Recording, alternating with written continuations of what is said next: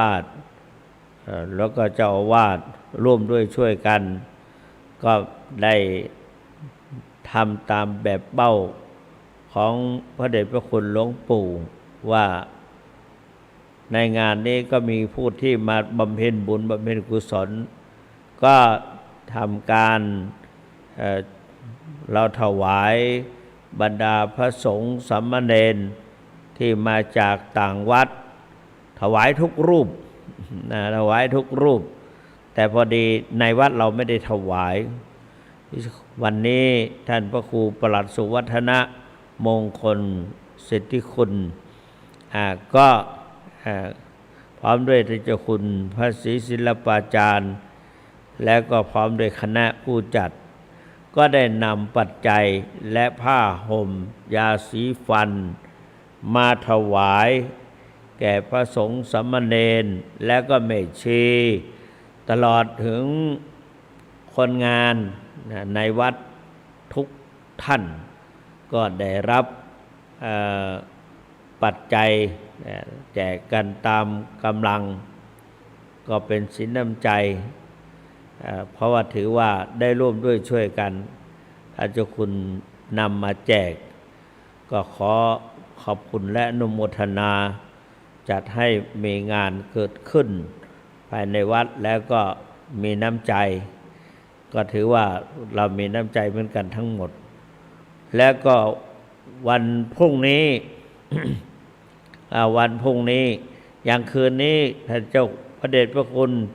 หลวงพ่อเจ้าคุณพระพรหมเสนาบดี2 คืนละมานอนจำวัดอยู่ที่วัดพระธาตุศรีจอมทองวรวิหารก็มาในฐานะที่ท่านเคยเป็นลูกศิษย์ของหลวงปู่มาฝึกอบรมวิปัสสนากรรมฐานแนวสติปัฏฐาน4ทุกปีเวลาใกล้ๆกับวันเกิดหลวงปู่ประมาณ 5-6 วันท่านก็มาแล้วก็มาเข้ากรรมฐานไม่ให้ขาดไม่ให้พรรษาขาดอยู่ภายใน7 วันเสร็จแล้วก็กลับ ก็อย่างนี้ทุกครั้งแต่คราวนี้ท่านก็มาร่วมด้วยมาเทศให้และก็มาเป็นประธานมอบรางวัลแก่ผู้สอบได้มีผู้สอบบาลีประโยคปท9ได้4 รูปทางมูลนิธิวัดพระธาตุศรีจอมทองก็ให้รูปละ 100,000 บาทนะรูปละ100,000 บาทก็แล้วก็ประโยค8ก็ 8,000 ประโยค6 2 รูปก็รูปละ 6,000 ประโยค5 8 รูปก็รูปละ 5,000 ประโยค4เท่าไหร่เนี่ยลืมไปแล้วนะประโยค4ประโยค3ประโยค2ก็มอบให้รางวัลทุกนอกจากนั้นก็มีอภิธรรมก็ตั้งแต่จุรติจุรโทจุรเอกมัชฌิมาติมัชฌิมาโทมัชฌิมาเอกมหาติมหาโทมหาเอกมอบให้ที่มีการสอบได้นะนอกจากนั้นก็ยังให้มอบโล่แก่ผู้อุปถัมภ์บำรุงสำนักเรียนก็ได้มอบหมายผู้มอบก็มอบให้แก่ผู้ที่อุปถัมภ์บำรุงด้วยเสร็จจากนั้นเดชพระคุณก็พักผ่อนรุ่งเช้าก็วันนี้ไปวัดศรีโสดาพระเดชพระคุณหลวงพ่อเจ้าคุณพระเทพโกศลเจ้าอาวาสวัดศรีโสดาที่ปรึกษาเจ้าคณะภาค7 ท่านชราภาพแล้วเมื่อก่อนท่านก็รุ่งโรจน์เป็นไปเรียนที่ประเทศอินเดียจบปริญญาโทประโยค6ได้เป็นฐานานุกรมของสมเด็จพระพุทธชินวงศ์พระครูประหลัดสุวัฒนะประหลัดสัมภิพัฒนะปัญญาจารย์พระครูประหลัดสัมภิพัฒนะปัญญาจารย์และก็ได้รับพระกรุณาโปรดเกล้าตั้งสมณศักดิ์ เป็นท่านเจ้าคุณโสพลพุทธิธาดาจากนั้นก็มาเป็นพระราชวิมลโมรีและก็มาเป็นได้เลื่อนสมณศักดิ์เป็นพระเทพโกศลเดิมก็ตอนแรกก็เป็นเจ้าคณะอำเภอสันป่าตองจากนั้นก็ได้ย้ายไปเป็นรองเจ้าคณะจังหวัดเชียงใหม่เป็นรองเจ้าคณะจังหวัดเชียงใหม่และก็ได้เลื่อนไปเป็นรองเจ้าคณะภาค7เสร็จจากนั้นก็มาเป็นเจ้าคณะจังหวัดเชียงใหม่จนเกษียณอายุ80ก็ได้รับพระบัญชาแต่งตั้งให้เป็นที่ปรึกษาเจ้าคณะภาค7พระเดชพระคุณท่านยังแข็งแรงอย่างแข็งแรงเพราะท่านเดินจงกรมแล้วก็นั่งสมาธิภาวนาอยู่วัดศรีโสดาอากาศดีท่านได้ประพฤติปฏิบัติธรรมก็เป็นที่น่าปลื้มใจจากนั้นก็ท่านเจ้าคุณหลวงพ่อก็ไปวัดหลวงปู่ล่าตาทิพย์แล้วก็คืนนี้ก็กลับมานอนมาจำวัดที่วัดพระราชสีจอมทองพรุ่งนี้เช้าฉันเช้าเสร็จ7 โมงก็จะได้ไปสนามบินเชียงใหม่เพื่อไปรับเจ้าพระคุณสมเด็จพระมหาธีราจารย์เจ้าพระคุณสมเด็จพระมหาธีราจารย์เจ้าอาวาสวัดพระเชตุพนวิมลมังคลารามหรือวัดโพท่านจะมาปฏิบัติหน้าที่โดยพระสงฆ์ที่เป็นหน่วยอบรมประชาชนประจำตำบลหนเหนือ16 จังหวัดจะมาประชุมที่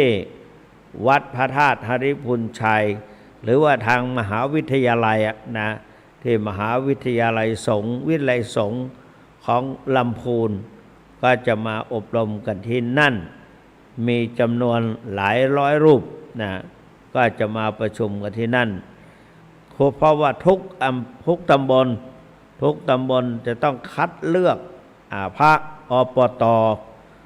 คือหน่วยอบรมหัวหน้าเป็นพระหัวหน้าหน่วยอบรมประชาชนประจำตำบลภายในอำเภอนั้นและก็ได้รับไปประชุมแล้วพอดีเจ้าพระคุณสมเด็จพระมหาธีราจารย์ก็จะมาเป็นประธานโดยคณะสงฆ์ฝ่ายอปต16 จังหวัดจะมาประชุมที่วิไลสงฆ์ลำพูนมจร.ลำพูนดังนั้นพระเดชพระคุณจะไปรับพระมหาเถระก็ท่านสาธุชนทั้งหลายหน่วยอบรมประชาชนเนี่ยมีมาได้อย่างไรเพราะว่าเข้ามาตรงนี้ตอนแรกก็ยังจะพูดเรื่องอะไรดีก็ท่านพระครูสังฆพานวิชัยก็บอกว่าถามว่าเจ้าคณะภาคกลับไปหรือยังท่านบอกว่าเจ้าคณะภาคยังพักอยู่ที่นี่เพราะพรุ่งนี้จะไปรับเจ้าประคุณสมเด็จพระมหาธีราจารย์และท่านก็บอกว่าเจ้าประคุณสมเด็จจะมาเป็นองค์ประธานเปิดอบรมหรือเปิดประชุมหน่วยอบรมประชาชนประจำตำบลทั่ว16 จังหวัดภาคเหนือเราจะมาประชุมกันที่นั่นและถ้าได้ถามว่าหน่วยอบรมประชาชนเนี่ยมีความสำคัญอย่างไรคือสมัยที่พระพุทธเจ้ายังทรงพระชนม์อยู่ตอนนั้นขณะนั้นขณะที่มีพระสงฆ์หรือมีพระอรหันต์บังเกิดขึ้น61 รูป61 องค์ก็มีพระพุทธเจ้าองค์หนึ่งละพระพุทธเจ้าส่งพระสาวกไปประกาศพระศาสนาได้ตรัสว่าจารถะภิกขเวจาริกังพหุชนะหิตายะพ หุชนะสุขายะโลกานุกัมปายะหิตายะสุขายะเนี่ยแปลว่าประวัติเธอทั้งหลายจงเที่ยวจาริกไปเพื่อประโยชน์ของชนหมู่มากนะและก็เพื่อพหุชนะหิตายะก็คือ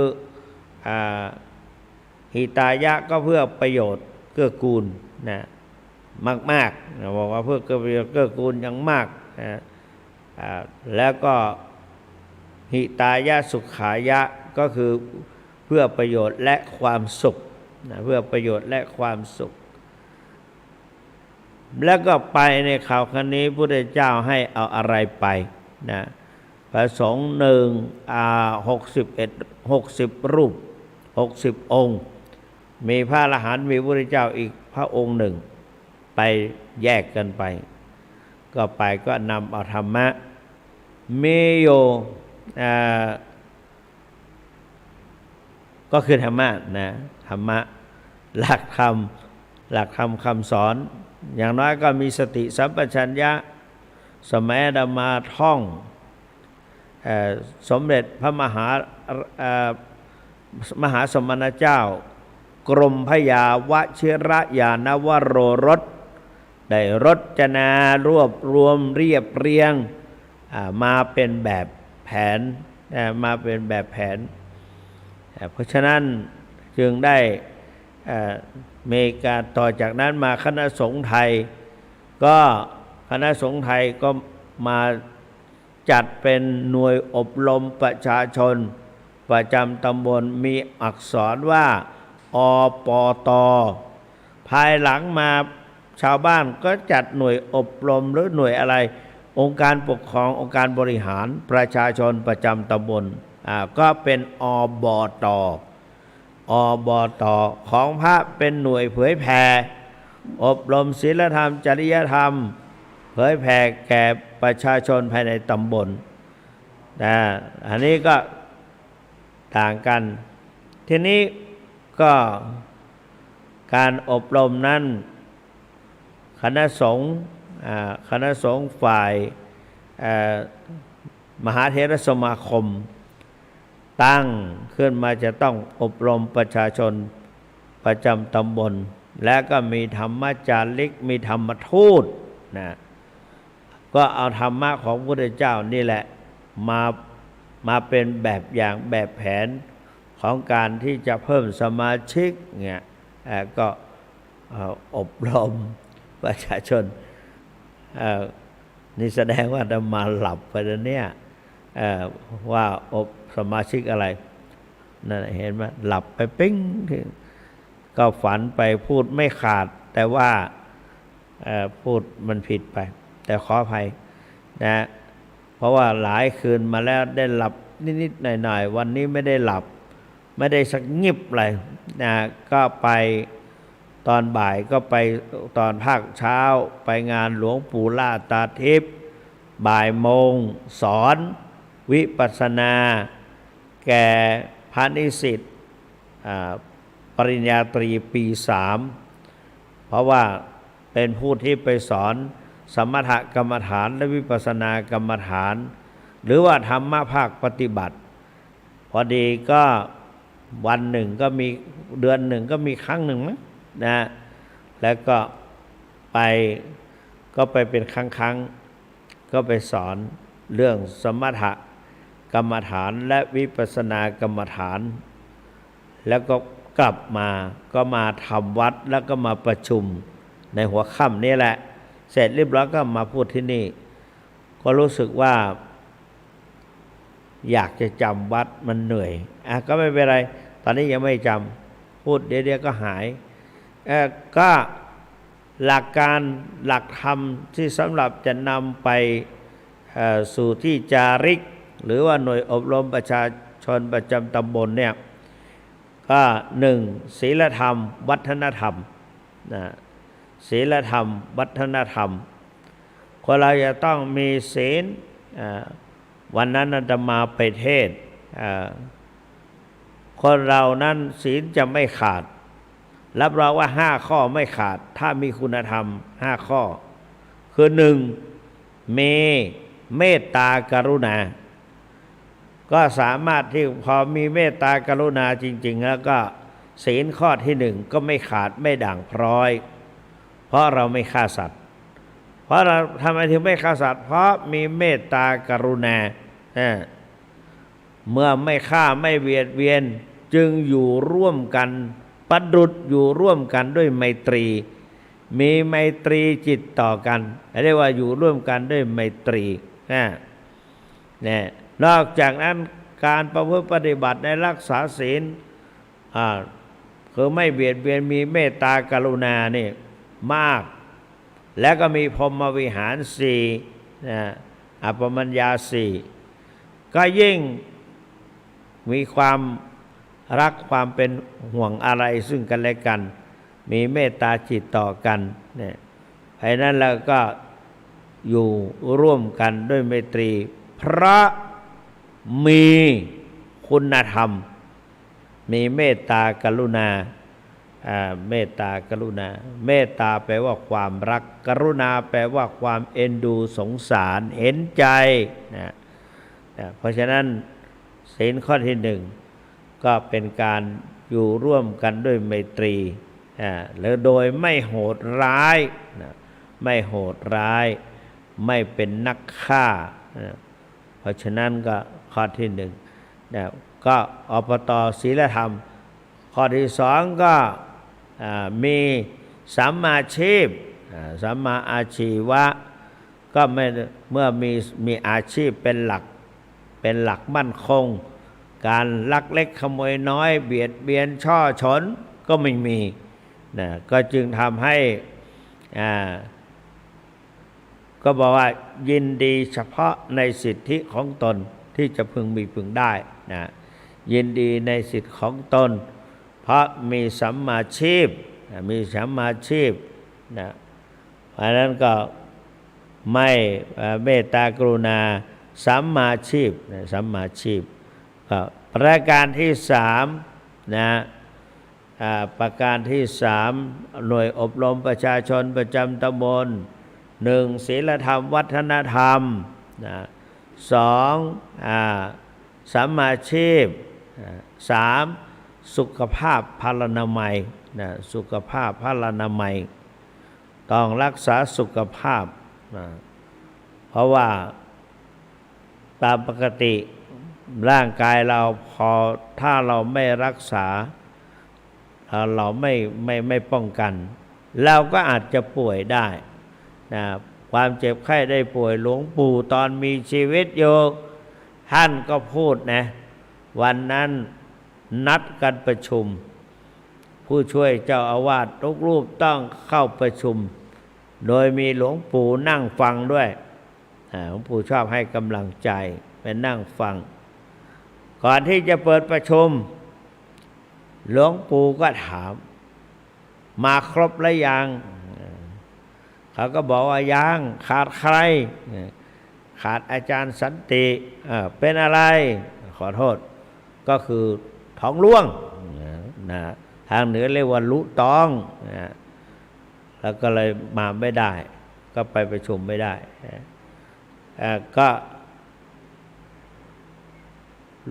ก็บอกว่าเป็นไข้ท้องเสียหลวงปู่ก็พูดว่าโรคภัยไข้เจ็บจะมาเบียดเบียนคนเราทั้งหลายหนึ่งอุตุฤดูระยะนี้ฝนตกชุกเดี๋ยวก็ต้องกลำฝนไปกลำฝนมาก็อันนี้ก็คือเปลี่ยนแปลงฤดูก็จะเป็นหวัดนี่ไม่ดีมีดีที่เดียวเท่านั้นคือคลินิกก็มองเห็นเต็มทุกวันคลินิกก็เพราะว่าคนเรามีอาการเจ็บไข้ได้ป่วยเหมือนกันสาเหตุก็คือเปลี่ยนแปลงฤดูสองอาหารการกินก็ทำให้ป่วยได้เหมือนกันอย่างคนที่เป็นโรคเกาต์โรคเกาต์โยมก็รักเมตตาท่านอยากจะให้ได้กินอะไรดีๆก็อยากจะให้ได้ขบได้ฉันดี ก็เลยนำเอาเนื้อไก่ย่างไปให้พระแล้วก็เขาบอกว่านิมนต์ท่านนะน้ำจิ้มนิยมทำเองนั้นเนี่ยทำกับมือนิมนต์ท่านฉลองศรัทธาหน่อยพระก็เกรงใจเหมือนกันเนาะก็เลยฉลองศรัทธาฉลองศรัทธาแล้วก็ป่วยได้เป็นโรคเกาต์ก็บวมเป่งเดินไม่ค่อยสะดวกนะประการที่สามอันหนึ่งอุตุสองอาหารนะสามอะไรสามกรรมเก่ามาโดนบันดาลให้เจ็บไข้ได้ป่วยตอนหนึ่ง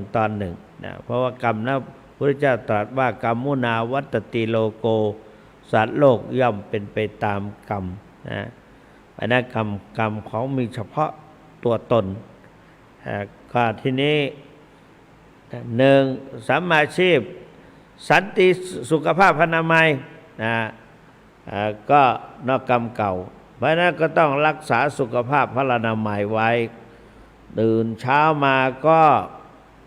ดื่มน้ำเพื่อให้ขับถ่ายได้สะดวกก็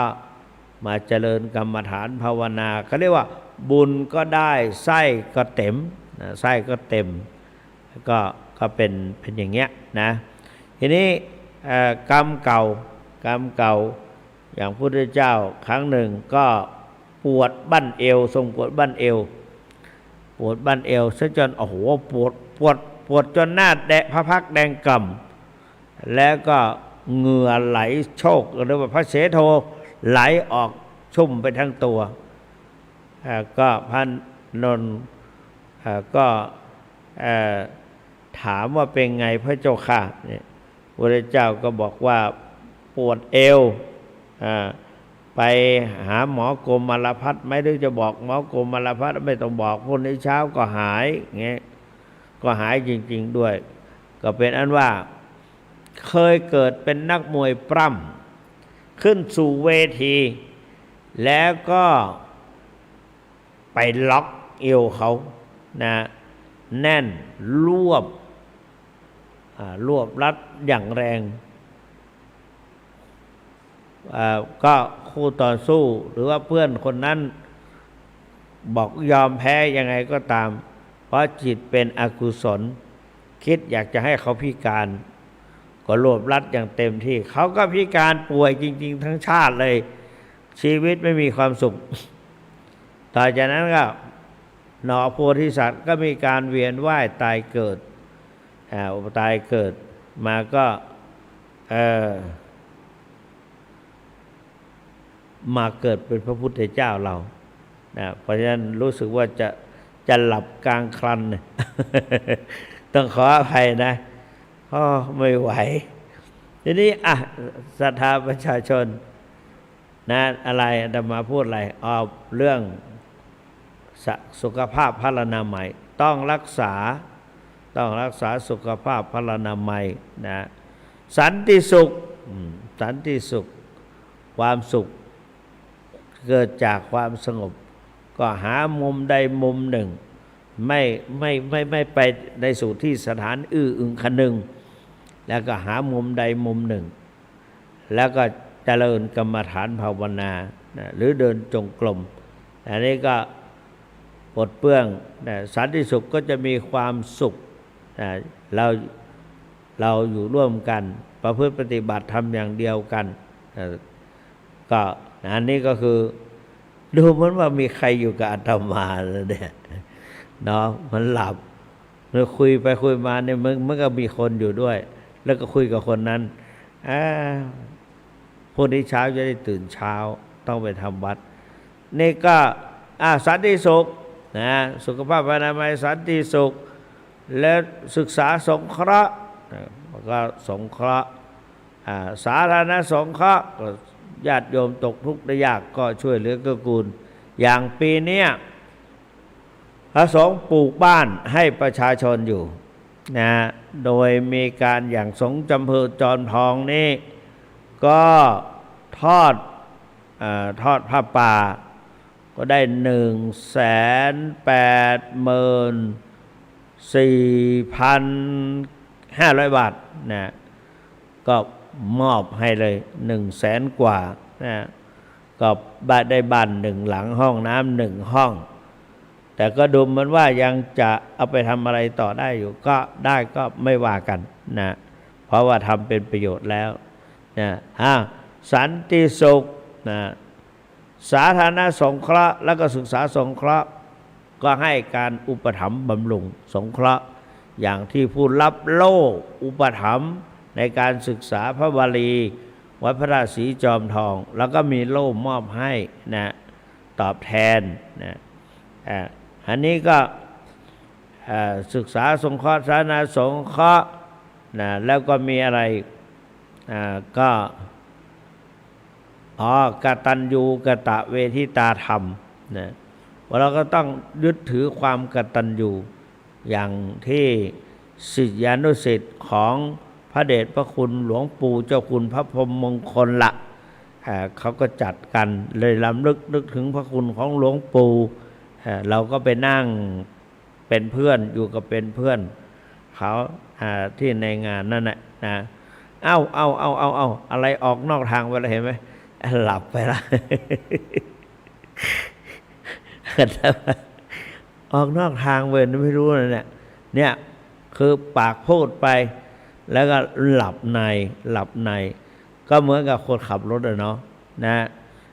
ศึกษาสงเคราะห์สาธารณกตัญญูกตเวทิตานะมีความกตัญญูกตเวทีต่อผู้มีพระคุณและก็สามัคคีธรรมนะสามัคคีธรรมก็มีความสามัคคีก็คนเราก็ต้องมีความสมานสามัคคีจะจัดงานอะไรก็รู้ล่วงไปได้ด้วยดีนะเขาเรียกว่าทำเยอะๆนะทำคนเดียวแทบตายถ้าทำหลายคนเหมือนกับเล่นเหมือนกับเราเล่นหยอกเย้ากันแต่จริงทำงานนะเพราะนั้นก็นี่แหละปตหลักการแต่พระพุทธเจ้าสอนไอจัลถะภิกขเวจาริกังสูตรที่จาริกเพื่อประโยชน์มากๆแก่มหาชนเนี่ยและทีนี้ก็อย่างปตนี่ก็มีอะไรเมื่อกี้พูดเมื่อกี้ศีลธรรมวัฒนธรรมประการที่2สัมมาชีพ3สุขาภาลนามัย4สันติสุข5ศึกษาสงเคราะห์6สาธารณสงเคราะห์7กตัญญูกตเวทิตาธรรม8สามัคคีธรรมนะสามัคคีธรรมเนี่ยพอมันขาดสติไปได้ลืมเลยเนี่ยเพราะฉะนั้นนั่นสาธุชนพุทธบริษัททั้งหลายพวกนี้พระเจ้าประคุณสมเด็จพระมหาเถราจารย์จะมาเป็นประธานเปิดประชุมเรียกว่าโครงการอบรมประชาชนประจำตำบลความจริงแล้วพระมหาเถระตั้งสมัยสมเด็จเจ้าพระคุณสมเด็จพระก็ท่านก็เป็นประธานสงฆ์ฝ่ายมหานิกายก็ทุกท่านก็ไปออกนอกเรื่องแล้วนะหลับนะไม่เป็นไรนะก็เป็นอันว่าพรุ่งนี้จะมาแก้ตัวใหม่นะเอาเป็นอันว่าวันนี้นะวันนี้ลองดูว่ามีใครหลับบ้างฝนตกเงี้ยนะวันนี้ฝนตกนะเนี่ยนะฝนตกก็น้ำดีฝนดีนะก็0817830215ใครจะมาแก้ง่วงให้กับท่านเจ้าคุณโทรเข้ามาเลย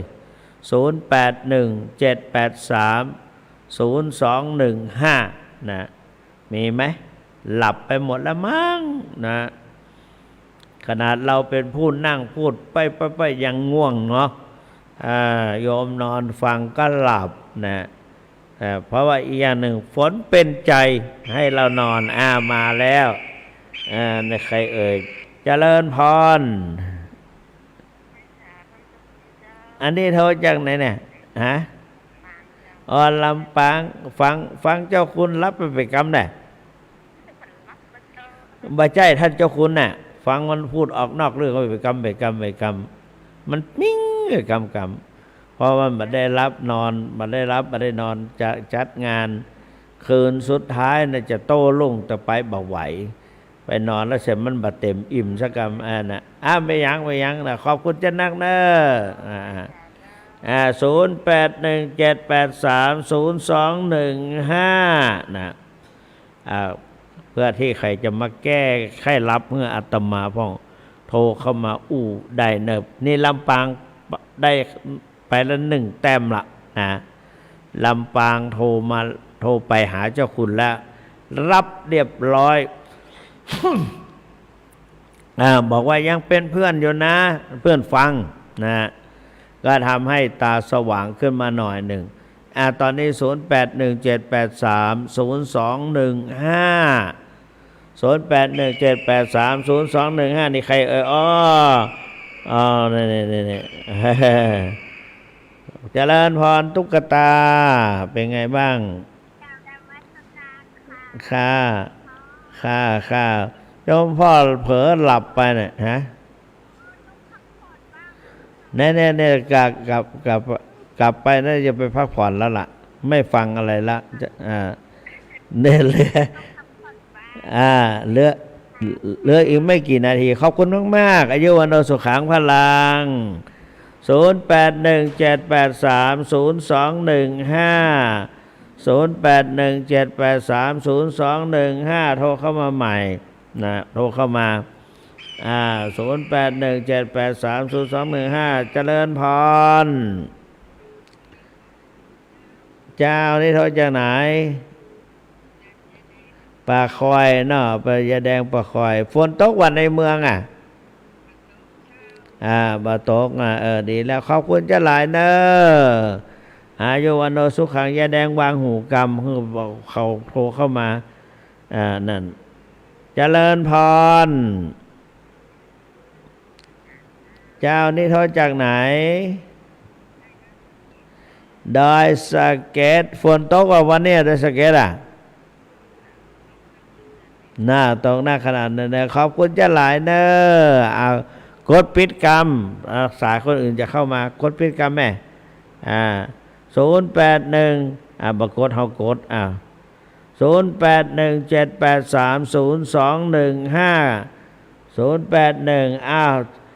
736โทรเข้ามาใหม่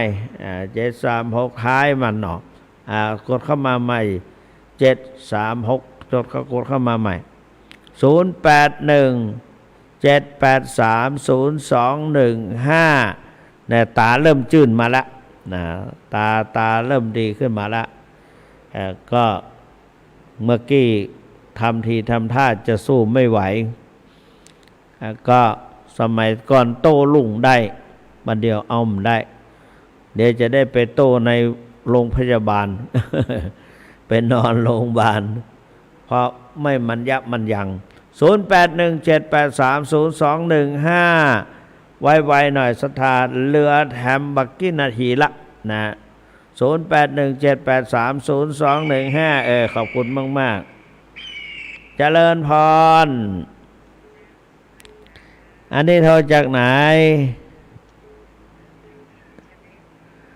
เทพเสด็จนี่อำเภอพุทธร้อยสะเก็ดเนาะสาธุอนุโมทามินะลองกดปิดกรรมโยมกดปิดกรรมคนอื่นจะได้เข้า0817830215เจริญพรขานี่โทรจากไหนเนี่ยเจ๊งหายมั้งนะครับโอ้ยผมมันบัดได้รับมาคลาผมไปมาพี่ออกนอกเรื่องนอกเราว ข้า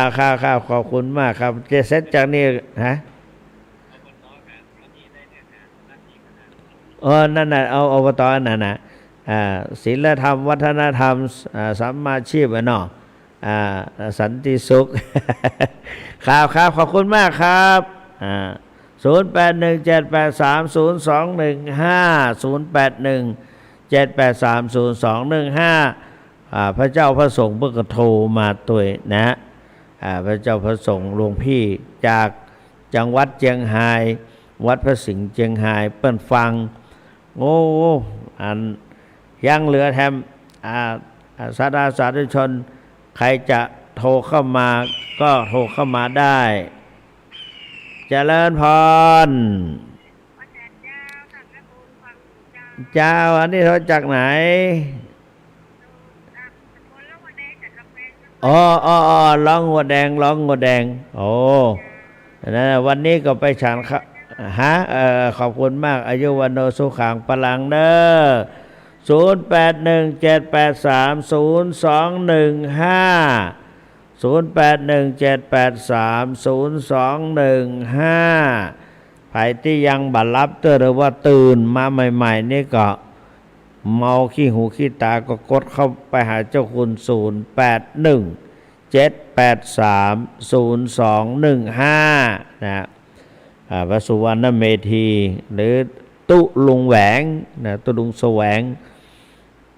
ที่บอกว่าตุลุงนี่ก็เพราะว่าจะ70ละนะ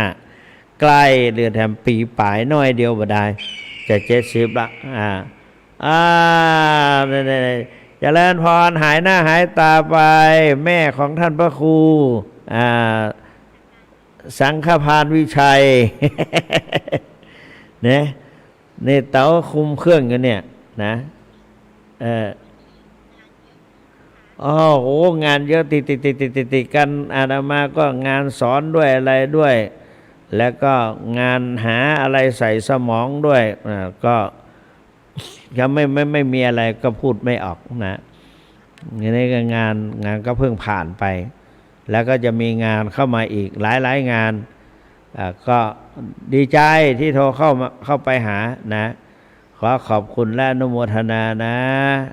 เจริญพรนะโยมแม่ท่านเต๋านะแม่ท่านเต๋า0817830215นานแล้วแม่ท่านเต๋าไม่ได้โทรมาวันนี้แม่ท่านเต๋าโทรเข้ามาร่วมกันรายการ700เจริญพรเจ้ายังไม่ย่องแต่ย่องว่าไปที่ไหนเนี่ยฮะวิคุณป่าสร้างเนี่ยกันกุดถึงคุณบาดเฮากันหูอี้อันนั้นมาก็เหม่งเมื่อแล้วกันนอดเหม่งอยู่ในตูมได้สกรรมขลาปตนะโอเควันนี้เปิดกินสลากข้าวบาทตะขาย่าหันเขาไล่มาเนี่ยแต่เฮาก็ไม่ได้ไปรวมวันก่อนนั้นเฮาได้มาไปบริจาคข้าวสาร2 กระสอบนะแล้วก็ขอบคุณจะหลายเน้อนะวางหูกำแม่นะ081783กดวางกำ0817830215สทายโยโทรเข้ามาใหม่นอโทรเข้ามาติ๊กตุ๊ดจะเกียนะโทรเข้ามาใหม่เหลือเวลานี่เจริญพรอันนี้โทรจากไหนเจ้าสันปะแดงวันพุกวันได้นะวันที่24ค่ะ24เจ้าคุณจะได้มาเทศบ่าย2เนาะมาฉันเพลต้องเพลดีกันฮะเนาะมาเป็นการเป็นงานเปิ่นมาได้ฉันที่วัดมานะขอบคุณจะหลายเน้ออายุวันโนสุขังพลัง0817830215บางคนก็อยากจะเห็นเจ้าคุณเป็นตัวจะได้วะก็หันตัวเป็นนี่หรอเพิ่งเห็นก็ได้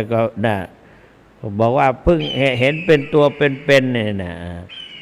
เจริญพรครับนี่เราจากไหนเนี่ยข้างวัดเวทเลมเป็นเจ้าบ้านเป็นสถานเนาะเป็นฆราวาสถูกต้องฆราวาสนะฆราวาสนี่แปลว่าอย่างแปล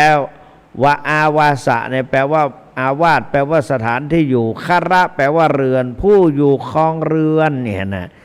ถือว่าเป็นฆราวาสเนี่ยผู้ครองเรือนฆราวาสนะ เป็นได้ยินเสียงชัดดีก่อนอ๋อนั่นดีแล้วดีแล้วโอ้โทรเข้าฮะเออ อายุวันโนสุขังพลังขอบคุณมากนะโทรเข้ามาใหม่0817830215ใครอยากจะโทรเข้ามาเหลือแถม22นาที12นาที0817830215อันนี้มัน44ฮะ0817830215โทรเข้ามาเลยโยม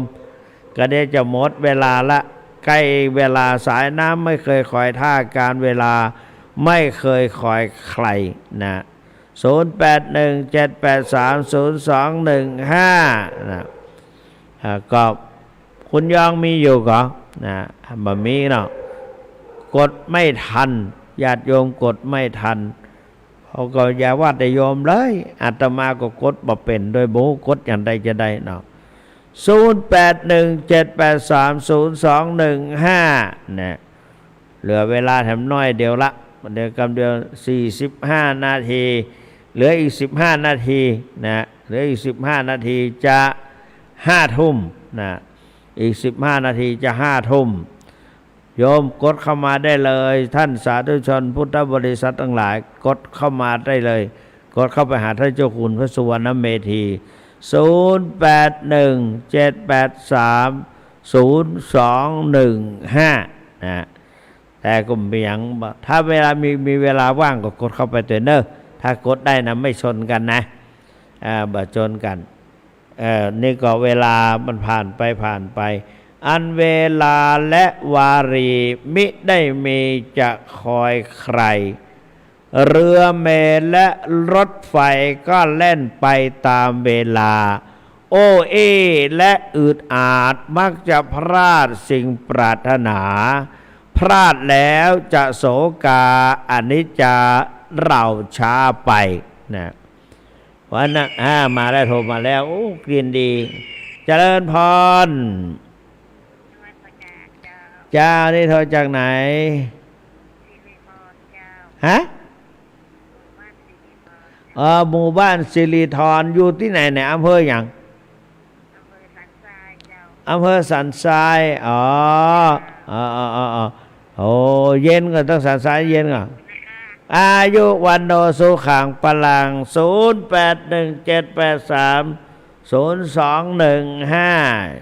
โยมเพิ่นมาจากหมู่บ้านสิริธรอำเภอสันทรายเจ้าหมู่บ้านสันทรายอำเภอสันทรายกันนะสันทรายก็แต่ว่าละปูนมันมีอำเภอสันทรายแต่ว่าเพิ่นอยู่ทางปุ้นนะ0817830215นะใครจะโทรมาโวยๆนะไปโทรมาโวยๆนะเนี่ยเพราะนั้นก็ เครื่องมันดับเดี๋ยวก็เถอะปิกไปห้องแล้วจะรับสักกรรมกลัวไปอ่านท่านอ่านนี่แล้วก็จื่นไปเห็นนะ0817830215ญาติโยมโทรเข้าไปเลยท่านเจ้าคุณกำลังคอยอยู่นะคอยอยู่ว่ามีไผจะโทรในขณะที่ยังมามีไผโทรมาเตื้อก็จะอู้ไปก่อนนะอู้ไปตามที่จะนึกจะคิดได้นะเพราะว่าการเผยแผ่ในทางพุทธศาสนาเนี่ยนะก็มาแล้วเจริญพรได้สวัสดีได้ฮะ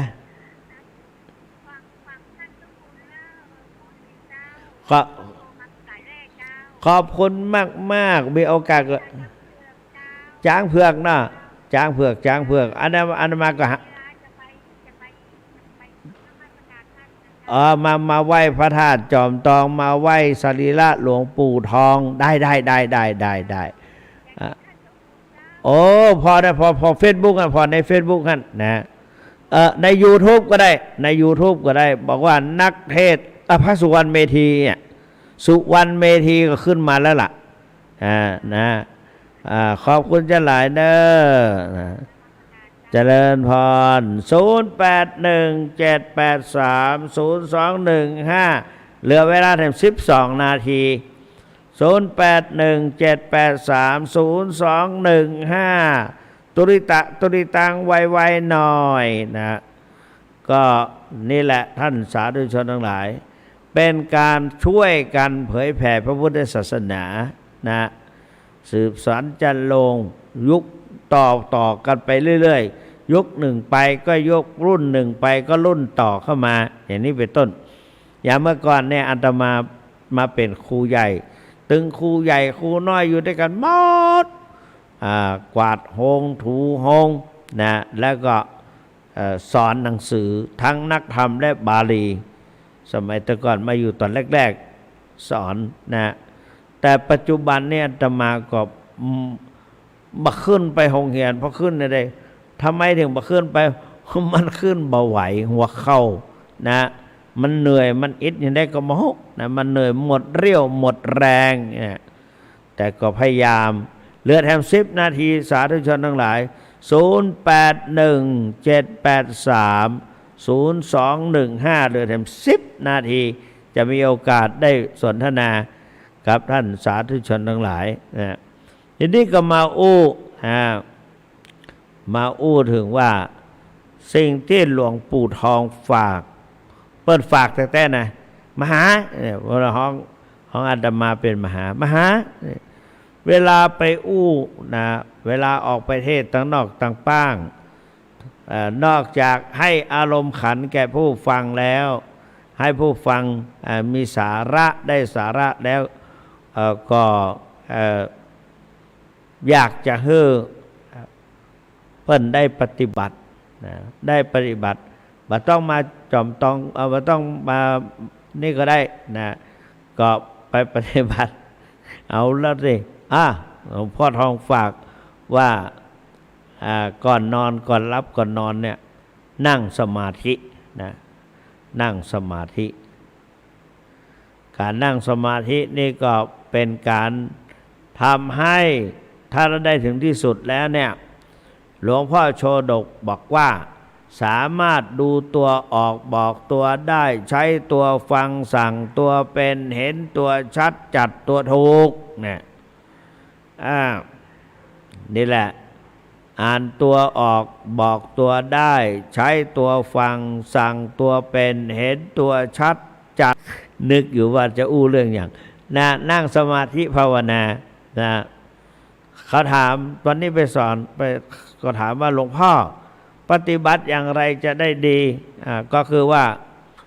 1จิตใจตั้งมั่น2ขยันหมั่นเดิน3เพลิดเพลินกับการกำหนด4ลดละการสนทนา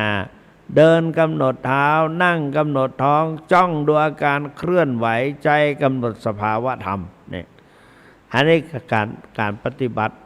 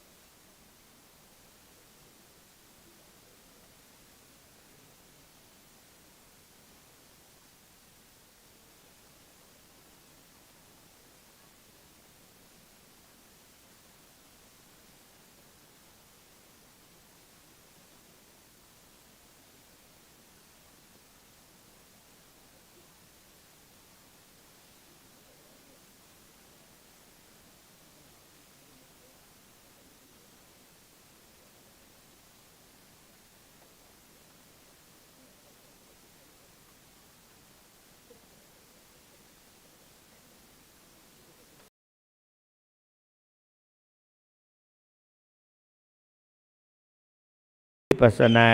เอาละพอจะสันซ้ายบันทีปีนจะเฮือไว้ฝนตกว่า